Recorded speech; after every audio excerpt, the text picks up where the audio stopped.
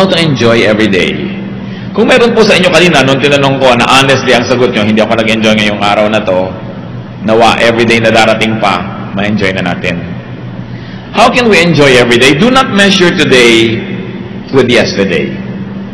Isa yan sa mga pahirap ng tao para hindi siya magkaroon ng magandang araw. Kino-compare niya sa mga nakaraan. Do not measure today with yesterday. Do not set your previous experiences as standards. No 2 days are alike. Para pong yung mga Israelites, minimithi nila na makalaya mula sa Ehipto dahil sila yung mga alipin doon. At nung pinalaya ng Panginoong Diyos at patungo sa Promised Land, nagreklamo na ng nagreklamo dahil kinumpare nila yung kinakain nila sa disyerto sa kinakain nila dati sa Egypt. Numbers 11:18, if only we had meat to eat, we were better off in Egypt. Dahil ang lagi nilang ginagawa, kino-compare nila yung kinakain nila ngayon sa kinakain nila dati, yung karanasan nila ngayon sa kinakain at karanasan nila noon, hindi na nila nakita, nabulag na sila sa mga pagpapala na nandito naman ngayon pero wala noon.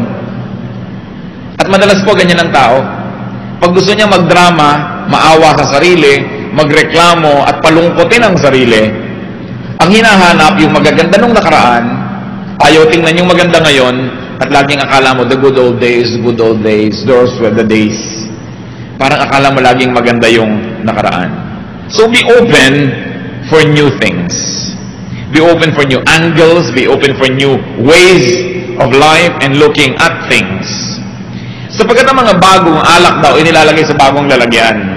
So ang mga bagong kasiyahan, dapat may ibang packaging. Ang ibang mga bagong bagay, hindi darating sa mga lumang anyo. Kahit sa espiritu, bago ang espiritu mo, bago dapat ang templo ng espiritu, pati ang puso. Luke 5:37. And no one pours new wine into old wineskins. If he does, the new wine will burst the skins, and the wine will run out, and the wineskins will be ruined. No, new wine must be poured into new wineskins. And if you might stretch the application of this reality in our daily life, new experiences must be perceived from new perspectives. New beautiful things must be seen through new frames. Hindi dapat lagi tayong alipin ng nakaraan. Hindi dapat lagi yung kino-compare, buti pa nung daddy, ganitong ugali mo, ngayon ganito ka na. Buti pa nung maliit ka pa yung anak ko, lagi niya akong niyayakap, ngayon malaki na siya, hindi na niya ako niyayakap. Pero nalimutan mo at hindi mo na rin siya pinapaliguan, hindi mo na siya inaalagaan ng sobra. Parang lagi nalang kinokonsentrate natin yung nawala na gusto natin. Hindi natin tinitingnan yung dumating na bago na dating wala doon sa gusto natin. Another way to enjoy every day is do not attempt at repeats. Yung naghahanap ng repeat, kadalasan yan, nabibigo. Ilang mga anniversary, this is an attempt at repeat. Gusto mo yung nangyari last anniversary, mangyari uli ngayon. Yung nangyari nung huling pista, mangyari rin sa pistang ito. Yung nangyari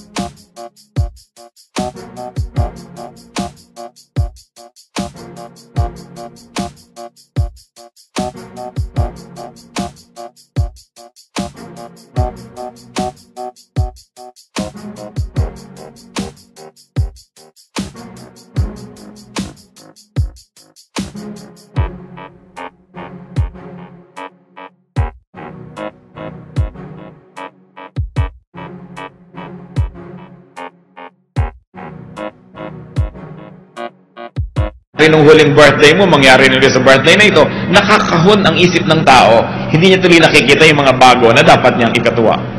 Lamentations 3:23, they are new every morning. Great is your faithfulness. So, ang pinag-uusapan yung faithfulness ng Diyos. Maliban na lang na hindi totoo ang Biblia, therefore the faithfulness of God is new every morning. And because it is new, it must be welcomed. It must be perceived, received with celebration. Each new experience is new. Walang repeat. Napakahirap po sa lahat ng gusto nyo repeat. Halimbawa, uy, nanalo tayo sa dance contest last year, kailangan manalo rin tayo ngayon. Repeat. Yung basketball team natin, nanalo nung isang liga, dapat manalo rin ngayon. Repeat. Ganito ang itsura mo nung last party, so ginagaya mo na, lagi, repeat. Meron nga po ako isang babaeng nabati nun sa church, ang tagal-tagal na. Yung buhok niya parang napakalakas yata ng hangin na nagpundala sa isang tabi. One-sided yata ang tawag doon. Sabi ko, sister, ang ganda ng buhok mo. Alam niyo po, 6 na buwan, hindi niya pinalitan, nakaganon lagi yung buhok niya. So, pero hindi ko na pwedeng ulitin yung puri ko, no? Na araw-araw, ang ganda ng buhok ko, nakikita ko, dahil hindi na bago. When people try to always be what was, you actually ruin your chances of being happier. Kaya sabi ng Panginoon sa Luke 5:36, He told them this parable, no one tears a patch with a new garment and sews it on an old one. If he does, he will have torn the new garment, and the patch for the new one will not match the old. Siyempre, mayroong ibang original spiritual context yan. Yung spirituality talagang pinag-uusapan. Pero ang sinasabi lang ng Panginoon, hindi magka-match yung dati at yung ngayon. Huwag yung piliting pag-matchin yan. Ang tao nagbabago. Yung pinakasalan nyo 10 years ago, ibang tao na yun ngayon. Alam nga naman na ang dami na niyang naranasang ginawa't init, gutom at pagkabusog, natutunan, ang dami na niyang kabiguan at mga tagumpay. The same pa rin siya as 10 years ago. That's impossible. Alam niyo, ang mga tao who fall out of love, yung mga tao na hindi nakaka-cope sa nagiging ugali, nangyayari sa kanyang asawa, yun na naghihiwalay eh. Kasi, mabuti pa nung nililigawan mo ako, no? Lagi kang may dalang bulaklak, no? Sasabihin naman siguro ng asawa mo, hindi lang masabi sa'yo, wala ka pa kasing varicose veins nun. Ang hinahanap mo lang yung dati ako, ikaw yung dati ka, nasa na? Diba? Laging nung araw, no? Itsura mo nga ngayon, saka nung araw, compare mo, so, nagbago ka rin. Nagbabago ang lahat. Yung hindi tumatanggap ng mga pagbabago, yun ang hindi nagkakatagalan. Ipinapako mo siya sa ganun. Ipinapako mo sa ganun. So, bago-bago yan. A new attitude, a new heart, a new vision will definitely see new blessings. Pag bawat araw dumating, wala kayong nakitang blessing, kasalanan nyo yon, di nyo tiningnan. Kasi ang sabi, they are new every morning. Meron. You want to have an enjoyable day, always look for the good. You will succeed looking for the good. But let me tell you, if you look for the bad, you will also succeed. Because in everybody, there's the good and the bad. In every situation, there's the good and the bad. There's always the pro and the con. There's always the advantage and the disadvantage. It depends on where you look. So do not always look for the bad. Do not always look for something or someone to complain about. Naranasan ko na po na magbakasyon minsan sa Europa. Sumakay ako sa isang malaking barko, mula Sweden going to Finland. Sumasakay pa lang ako, nadidinig ko na yung bunganga ng isang babaeng may edad, may kasama siyang asawa niyang, kasing edad din niya, pobreng lalaki na kinailangan magkaroon ng asawang ganito. Inireklamo na niya lahat. Yung incline noong daan patungo sa barko, yung taas ng hawakan, yung galaw ng tubig, yung lahat. Iniwasan kong makasalamuha ang mag-asawang ito doon sa barko. Lagi naman silang sumusulpot sa harapan ko. And this woman was forever calling the attention of her husband to something wrong. Do you think the man was having fun? No. And do you think the woman was having fun? No. Both of them spent so much money only to look for the bad and the ugly in Europe. In the States, this is not happening. Ba't ka pa lumayas-layas sa States? Diba? Gusto mo sabihin, wala sa States niyan. Dapat tinitingnan mo kung ano yung meron yun na enjoyin mo. Look for the good.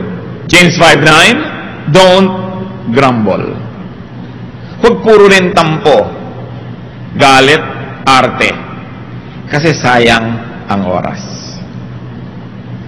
Namamasyal kayo ng mahal mo sa buhay sa isang mall, nagtatampo ka ng 2 oras, anong 3rd hour, uuwi na kayo, sayang yung 2 hours. Babalik pa ba yung 2 hours na yon? Hindi na. Yung magtampo ng 1 week, 1 month, sayang ang panahon. Alam niyo mga tampurista na lagi kasi naman gusto lang yan mapansin, masuyo, humanap kayo ng ibang paraan para kayo sumaya. Kasi hindi naman lahat ng tao natutuwang manuyo. At paano kung hindi kayo nasuyo? Napakahirap niyan. Minsan inaaway mo yung asawa mo, away ka ng away. Sa sobrang kaaaway mo, ikaw na ngayon yung masama. Ang ending, ikaw ang nagsosorry. Para ka rin nagtago na walang naghanap sa'yo, lalabas ka rin naman dahil ang hirap-hirap magtago nang walang naghahanap, di ba? At napakahirap niyang nagtatampong walang nanunuyo. So learn. Kung kayo po ay married, ang asawa niyo hindi pala suyo, ibig sabihin, palitan niyo ang gimmick niyo. Humanap kayo ng ibang trip sa buhay dahil maiinis lang kayo lalo. And you will spoil many days, many weeks, many months in your life which could have been invested in happiness. If you want to be happy, be ready for surprises. Be ready for variations. Meron pa akong kilalang babae, sinurprise ng asawa niya. Ano sila? Yung nagsisika pa lang, nagsisimulang mag-asawa. Umuupa pa lang ng bahay, wala pang kagamit-gamit. Alam niyo po ba na itong pobreng lalaki ay sinikap na mag-uwi ng refrigerator na malaki habang namamalengke yung asawa dahil wala silang ref. Sinikap niyang i-timing lahat yon para maging surprise. Yung talagang surprise. Kasapakat pa niya pati tricycle driver para huwag iuwi agad ang asawa niya at gumawa ng delay kung sakaling hindi pa tapos ang delivery. Nakita niyo na yung pagsisikap ng lalaki. Pagdating na bahay, tadan! Alam niyo sabi ng babae, bibili ka lang pala ng ref, di ka nagtanong, ayoko ng kulay na yan.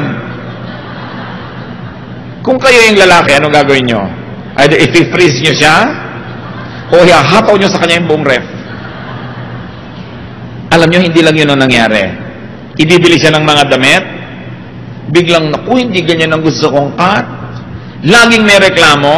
Alam niyo ngayon, hindi na siya ibinibili. In fact, hindi na siya inuuwi. Totoo yun. Nagsawa na. Mano ba namang masurpresa ka? Hindi kasi yun ang iyong inaasahan. You know, do not spoil something unexpected. Hindi yun ang inaasahan mo, hindi na yun ang dapat mong ipagbunyi. Meron pa pong isang tao nagregalo ng isang gadget sa isang kaibigan. Ine-expect niya talagang surprise, matutuwa. Ang nabasa sa mukha nung binuksan ng regalo, disappointment. Kasi iba ang ine-expect niya. Huwag kayong expect ng expect. But expect to be surprised. Then you'll be happier. Pag lagi ang inaasahan nyo, may script ang buhay, may specification ang darating na regalo, may script ang sasabihin ng mahal nyo sa buhay, mabibigo kayo lagi. Kung minsan may nag-aaway, hindi naman balak talaga mag-aaway. May sinasabi ka lang, para mapasabi mo lang siya ng gusto mong marinig. Hindi yun ang narinig mo. Nagalit ka na ng totoo, nag-away-away na kayo. Don't always box in yourself. And don't put everything in a box. Be ready to be surprised. Habang nag-uusap po tayong ganito mga kapatid, isip-isipin nyo na mga sarili nyo, gaano karaming beses na ang nagmamahal sa inyo, nalanta, nawala ng gana, nabigo, dahil hindi nyo in-appreciate yung surprise niya. We should be willing to be surprised. The weather is not the same every day. We should be willing to accept variants. Mga iba, pagkakaiba-iba ng mga bagay. Configurations are never the same. Sabi nga sa 1 Corinthians 15:39 to 41, all flesh is not the same. Men have one kind of flesh, animals another, birds another, and fish another. There are also heavenly bodies, and there are earthly bodies, but the splendor of the heavenly bodies is one kind, and the splendor of the earthly bodies is another. The sun is one kind of splendor, the moon another, and the stars another. And stars differ from stars in splendor. So yung mga tao, hindi kino-compare yan. Huwag mong hahanapin kay Juan, ang na kay Pedro, but enjoy ko ano yung na kay Juan, enjoy ko ano yung na kay Pedro. Hindi yung lagi mong pinagko-compare. Ganon din po ang mga araw. Each day is new. Each day is different. Each day is unique. It is impossible that there will be 2 days that are the same. Una, iba yung date, hindi na yun babalik. Iba yung posisyon ng araw, iba yung temperature, iba yung moisture, hindi yan pare-pareho. Kung lagi mo hahanapin yung gusto mo lang na klima, maraming mga araw, hindi ka mag-enjoy. So kung ano yung nandun, tanggapin. Make the most out of it. How else can you enjoy every day as worshipful activity, ha? Hindi yung nyo makasarili, narcissistic activity, but an activity that glorifies God. Because it is God who is the giver of every day. The only way to thank God is to enjoy that day. To learn from it, to be blessed by it. Be ready to enjoy physically, mentally, socially and emotionally, and be ready to enjoy spiritually. Now, you cannot always do that every day, not all of them. So, nag-iisip ka, may sakit ako ngayon, mabigat ang pakiramdam ko, magre-reklamo ba ako sa Diyos? O mag-i-enjoy naman ako spiritually? Bibitawan ko lahat ng mga ginagawa ko, makikinig lang ako ng mga magagandang kanta, sisikapin kong magbasa ng kaya kong basahin, kung pinapayagan ako ng mata ko na magbasa. Or I will enjoy socially. I will just be in the house and enjoy my housemates because I cannot go out to work. O may mga araw naman na very physical kayo, ganadong-ganado kayo, enjoy it. Hindi naman yung doon ka ngayon pipilit gumawa ng iba. Kasi araw-araw ang ating din pong chemistry iba eh. Iba-iba ang sitwasyon. So tinitingnan mo, what is this day for? Ecclesiastes 5:19. Moreover, when God gives any man wealth and possessions, and enables him to enjoy them, to accept his lot and be happy in his work, this is a gift of God. Sabi po ni Solomon, pag naibinigay sa inyong Diyos na pagkain at binigyan pa niya ng gana, aba, samantalahin nyo yan. Kasi minsan may gana kayo, wala yung pagkain na gusto nyo. Minsan may pagkain, wala kayong gana. Pag nagkasabayan, enjoyin nyo. Ano man ang nandyan, kailangan yan na huwag papalampasin. Ngayon, mga tao ganyan din po mga kapatid. There are people that you can enjoy physically. Nakakapaglaro kayo, nakakapag-tennis kayo, you do things physically with them. Good. Pero huwag nyo na laging hanapan niya na magkakaroon din kayo ng mental enjoyment. Kasi hindi naman lahat ng katangian nasa isang tao. So may tao naman na pagkasama mo siya, talagang it's a mental, game. It's nice, You get fulfilled. And there are people who are very socially nice to be around. They make you feel good. And there are people who make you enjoy spiritually. Bihirang nagsasama-sama lahat yan sa isang tao. Kaya ang tao na mag-enjoy ng buhay, marami ring mga karakter na tao sa kanyang buhay. At pinapayagan mo rin ang mahal mo sa buhay na maministera ng iba. Hindi ko may asawa ka na, kayo na lang ang tao sa mundo. May girlfriend ka, may boyfriend ka, kailangan tao sa mundo. Because you cannot always deliver. Kung minsan, iba yung kaligayahan ng asawa mo, pag mga kapatid niya ang kasama, so bakit mo pagkakaitan? Pag yung mga kaeskwela niya nung high school, meron naman siyang ibang klaseng fulfillment, iba naman pagkakayo, so hindi ka dapat laging seloso. Liban na lang you're a superman or a superwoman who can give to your loved one everything that your loved one needs, you must permit them to be ministered to by others. So long as, if you're married, it doesn't endanger your relationship. Yan lang naman ang pag-iingatan na yung inyong pagiging tapat bilang mag-asawa ay malagay sa panganib. And in that case, magtsaka kayo sa isa't isa.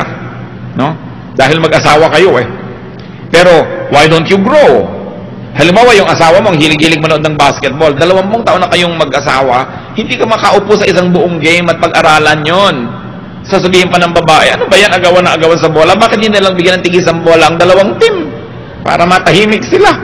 Hindi walang laro. Pag-aaralan mo ngayon to be the enjoyable partner, lalo kung may asawa ka. Duty mo yun, kapatid.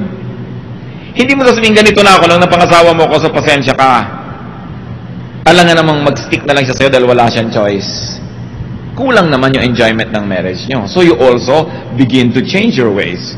You also do not set yourself in stone, or you do not set yourself in wet cement and quick dry cement, kasi kailangan nagbabago ka rin. Kasi pag nag-e-enjoy ang asawa mo, nag-e-enjoy ka rin. Pero pag siya hindi nag-e-enjoy, madadamay ka rin dyan. Kahit ano pang sabihin mo. So meron tayong pananagutan sa isa't isa. Alam niyo kaya kung minsan tayo hindi dapat nakikipag-away. Halimbawa, hindi mo kailangan ng isang tao. Mabubuhay ka nang wala siya. Pero naisip ba natin na paano naman siya, kailangan naman niya ako? It's a ministry. Kaya lalo't kung may asawa kayong matalino, sa tingin nyo matalino, maghabol kayo kahit paano. Mag-aral-aral kayo, magbasa-basa, alamin nyo yung mga interest niya, para nakakapag-tennis naman ang utak nyo. Hindi magsaserve siya ng bola, hindi mo na maibalik. Magsaserve siya ng bola, hindi mo na maibalik. Kahit sa tennis, 3 balik, wala na. Game finished. Love set. Wala na. Game over. At may taong ganun, kahit anong sikap mo makipag-usap, hindi maibalik ang usapan. 3 lang ang alam niyang topic sa mundo. Yung medication niya, yung mga karamdaman niya, at yung reklamo niya sa kapitbahay. Every day, yun ang topic niyo. Sa palagay niyo, hindi kayo pagsasawaan. Kaya kailangan ng utak pinalalago. A very attractive person is a person that can always engage you mentally.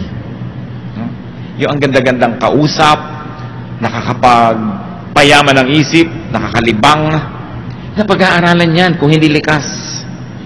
Sapagkat tayo mga taong nilikas sa image ng Diyos, marami tayong kayang gawin. Ecclesiastes 11:8.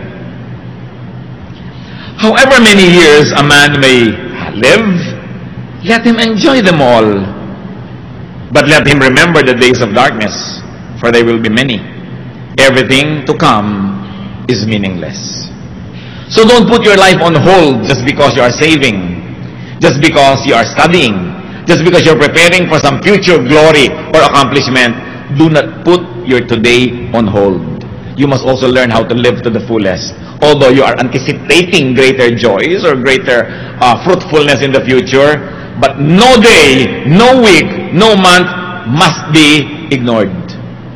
Because it's a gift and it will never return.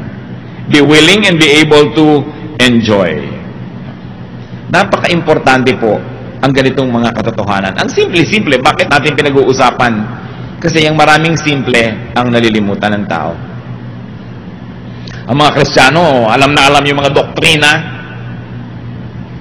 Anong uri ng mga bautismo, kailan ba darating si Jesus, at kung ano-ano pa. Pero yung mga pang-araw-araw na buhay, nalilimutan. If you want to enjoy your everyday, you must learn to forgive the unintentional spoiler. Kung kayo nagda-drive, may paparka na kayo, biglang may nauna, huwag kayo magalit sa kanya. Gusto niya ring pang-park. No? Minsan nag-aabang ka ng bus, naunahan ka nung iba, huwag kayong magalit. Pare-pareho lang kayong gustong umuwi. No? Yung mga nagda-drive na nauunahan, naiiwan ka, pare-pareho lang kayong nagmamadali para makauwi na o makarating sa pupuntahan. Lagi na meron kang nakakaagaw. Pero hindi ka niya kilala. Hindi niya inisip nung umalis siya ng bahay, naaagawan ka niya ngayon ng silya o ng linya o whatever. People are sometimes after the same rainbow's end. It's part of life. Don't make it personal. John 13:6-8, no? An unintentional spoiler, si Peter. He came to Simon Peter, who said to him, "Lord, are you going to wash my feet?"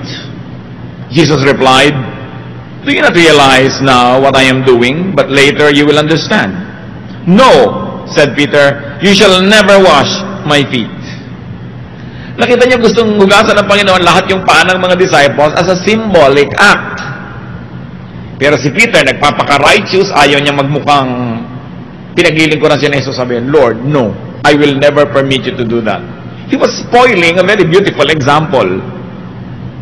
Buti na lang, hindi nainis sa kanya si Lord. Nung minsan, sabi ni Lord, pupunta ako sa Jerusalem, mamamatay ako doon. Sabi ni Peter, "No, Lord, I will never allow this to happen to you." Anong sabi ni Lord? "Get behind me, Satan. You are not on the side of God, but of men." Why are we talking about these things, brothers and sisters? Because in whatever you do, there will be somebody who will say, "No, I will never let you do it."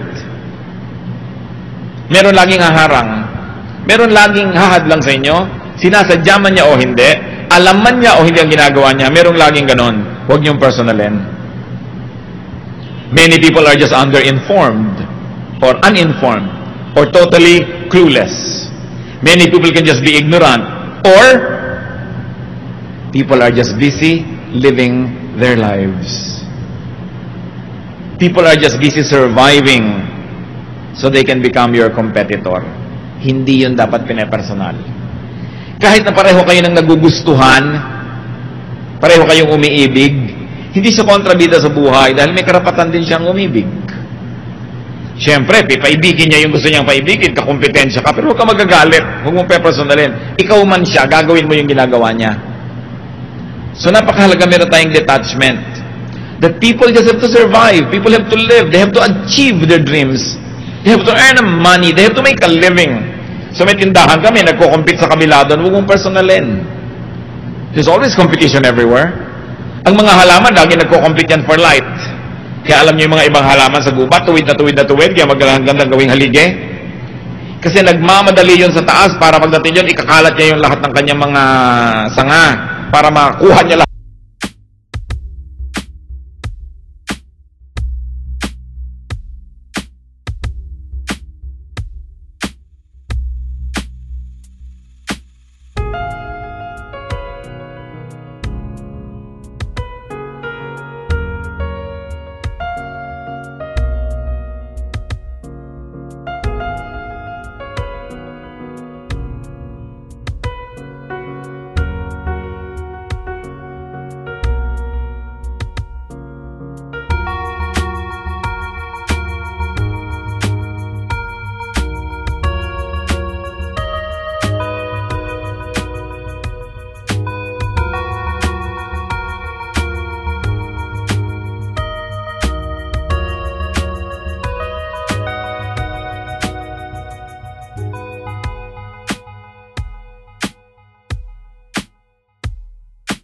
Yung araw at wala nang matira doon sa katabi.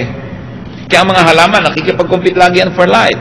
Pag nandun yung araw, harapan lahat ng leaves doon. Ano? Pag natakpan ka nung gabi, sorry ka na lang, malaki yung leaves niya. Huwag mong pepersonalin ang buhay. Merong naglalakad ka, natalsikan ka dahil may mga lumak-lumak, umuulan. Hindi naman pinlano ng driver na hahabulin ko ang babaeng kung nakaasul at papatalsikan ko siya ng tubig. Natalsikan ka eh. No? Pero dahil lang doon, sisirain mo yung araw mo, galit na galit ka na, aabangan ko ato bukas, hagis ako ng pako ang kalsada para ma-flat ang gulong niya. Puro evil na yung laman ng utak mo, sa lagi mo sinong lugi. Kahit masira mo yung kotse niya, lugi ka rin, dahil sinira mo na rin yung puso mo. Baka marami kayo ngayong mga kinakainisan, mga galit kayo, may tampo, pero huwag niyong personalin. May karapatan din siyang mabuhay. At gusto lang niya sigurong mabuhay. You want to enjoy every day? Be easy. Dapat ang tao mababaw. Huwag sobrang laliman dahil wala naman lagi magtsatsaga na hukayin kayo. No? Ginto lang, parang hinuhukay-hukay ang kakaila-ilaliman ng lupa. Ngayon kung ikaw lang naman yung nagpapakalalim-lalim, baka walang magtsaga na maghukay sa'yo. Maghanap sa'yo, maghabol sa'yo. Sabi ng mayaman na lalaki sa Luke 12:19, I'll say to myself, you have plenty of good things laid up for many years. Take life easy, eat, drink, and be merry. At alam nyo na ito isang bad example ng tao. Hindi dahil gusto niya to eat, drink, and be merry. Kasi ang sabi ng Bible, what about tonight, your soul is extracted of you? Sinong makikinabang sa mga ipinundar mo? So ano pa yung tunay na lesson dyan? Huwag kang maghintay ng napakarami pong naipundar bago ka mag-enjoy. Kasi baka matapos mo mag-ipon, namatay ka na, bukas iba ang mamana. Iba ang mag-enjoy. So kaya may naipon ka kay wala, kaya marami kay konti, learn how to enjoy the day. At ang nakakatuwa po, mga kapatid, bawat budget may katapat na nabibili. Nakita nyo, kung hindi totoo yan, bakit yung mga ang liit-liit ng kita, buhay pa rin? In fact, yung mga walang kita, buhay din. Because, sabi nga ng isang pelikula, ano ba yan, Jurassic Park, life finds a way. Kaya may kesong ubod ng mahal. Pwede kang gumastos ng 10,000 pesos sa isang pirasong keso, no? Meron din naman na ubod ng mura kasi nipis ng blade. Pag humangin, habol-habol mo ang keso mo. Pero keso pa rin, di ba? May tinapay na ang mahal-mahal, may ang mura-mura, may laman pa sa loob ng nyog. Okay, may laman pampalaman na kulay-pulay pala, mga lumang tinapay din yun na dinurog at kinulayan.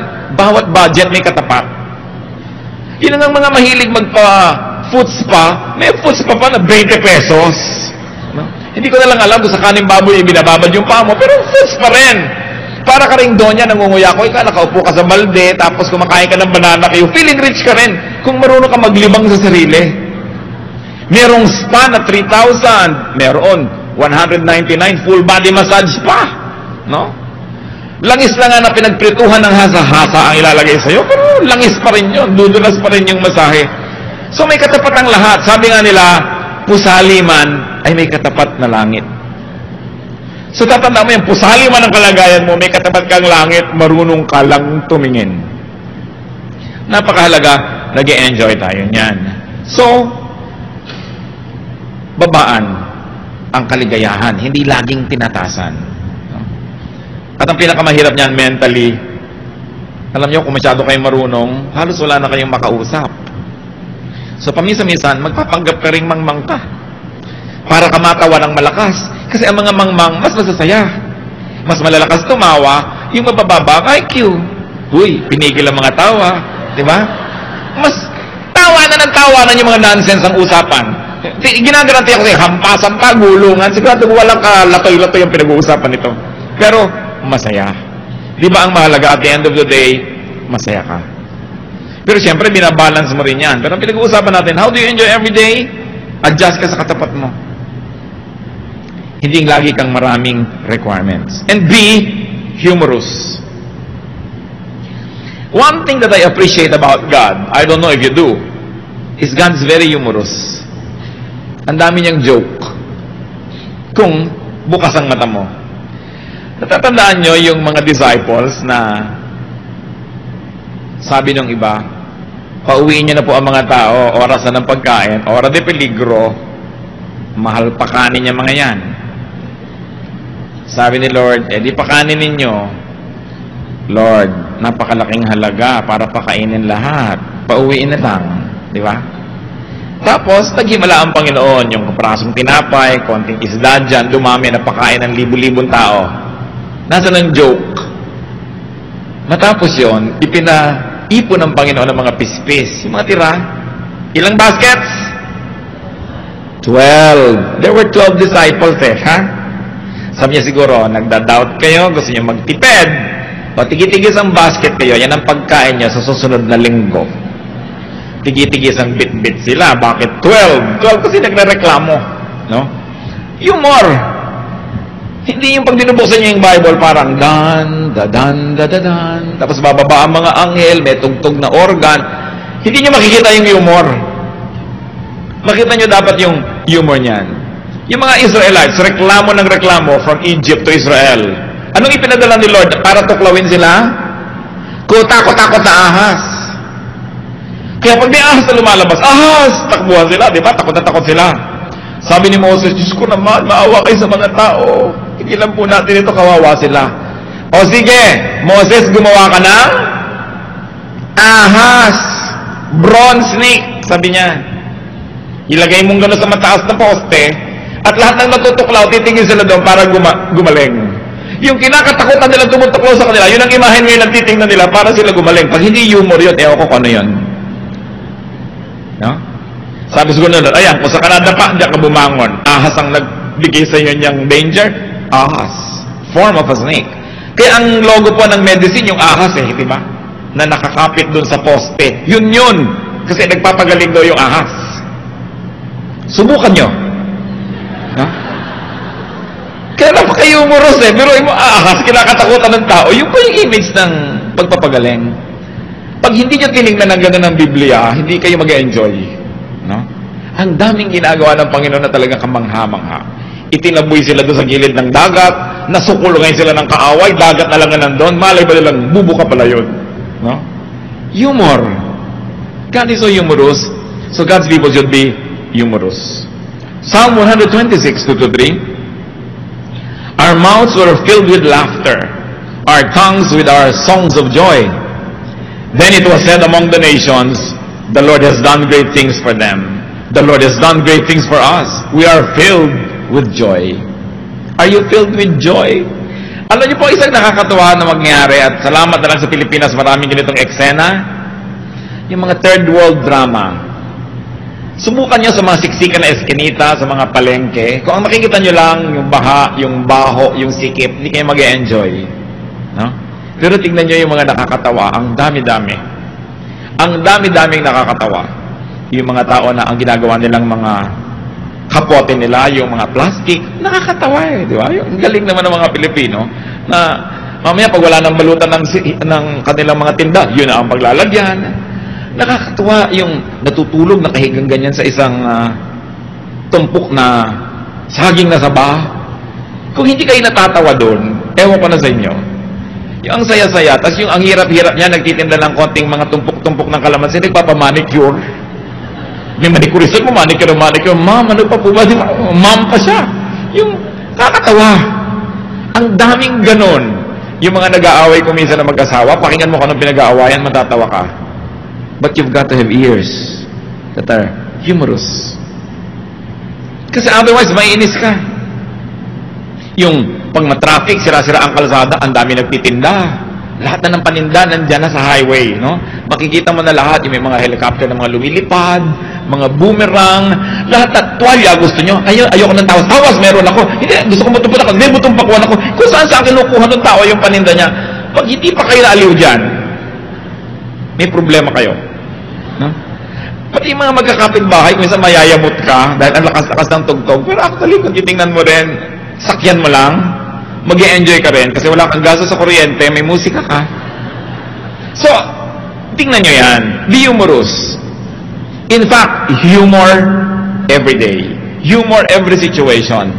Pag hindi nangyari yung gusto nyo mangyari, hanapin nyo kung anong nakakatawa. Nakapila kayo ang haba-haba, naranasan ko na ito noon. Well, I have friends who are very, very helpful. Kung ano man ang kailangan ko sa gobyerno, passport, anything, NBI clearance, i-deliver sa akin yon. Pero kung minsan ginagawa ko yon talaga, pumipila ko doon kasi gusto ko maranasan ng nararanasan ng lahat ng tao. Nakapila kami sa NBI na ganyan, ang tagal-tagal ng pila. Ang init-init, sari-sari. Alam nyo, mamaya, meron doon sa pila isang babae at isang lalaki. Nagdadrama na sila, kunwari ligawan. At binubuyo-buyo naman ng mga tao, nagkakantsaw-kantsawan sila, may nagpari-parian, ikinakasal sila doon sa pila. Hindi ko lang alam kung itinuloy nila pagkatapos. Pero nakaka-invento lagi ang Pilipino ng kasiyahan, kahit ano pa ang kalagayan. Nakita nyo, nagkuko, may mga nagtitinda ng lobo, diba? May mga kumakanta, only in this country. So when you say only in the Philippines, say it positively. Kasi we know how to celebrate life. Kahit sa konti-konti ng pera, kahit hirap na hirap, nakakagawa ng paraan para sumaya ang tao. At yan ang mahalaga natin, lagi ma-appreciate. And as I have said kanina, you want to be happy, don't get too personal. Kung yung sabihin, pinagkakaisahan ako ng buong mundo, you and me against the world, hindi kayo ganun ka-importante para pagkakasayahan ang buong mundo, naguluhin kayo. Yung ang buong mundo, nagkaisa, nagsapakat para pahirapan kayo, hindi kayo ganun kahalaga para pansinin kayo ng buong mundo. So don't exaggerate. Huwag yung idrama na ang buong mundo, kinakawawa ako, pati ang Diyos, tinalikuran ako. You know, nakakapagod tumalikod kahit hindi ka tatalikuran ng Diyos. Sabihin, kinalimutan ako ng Diyos. Paano yun? Paano niya gagawin yun? Alam niya ang lahat. Ang hirap-hirap namang makalimutan ka niya. Sobrang effort ng Diyos para ka makalimutan. Dahil ang natural, maalala ka niya. So yung sasabihin, nakakalimutan ako ng Diyos. Pinagtatakloban ako ng langit at lupa. At talaga inadamay ang lahat para ka lang maipit. Pagtatakloban ka ng langit at lupa. Yung ganyan mga madramang salita, nakaka-influensya ng attitude natin. Huwag niyong personalin, no? Dahil talagang panapanahon lang ang buhay at totoo yung swerte-swerte lang yan.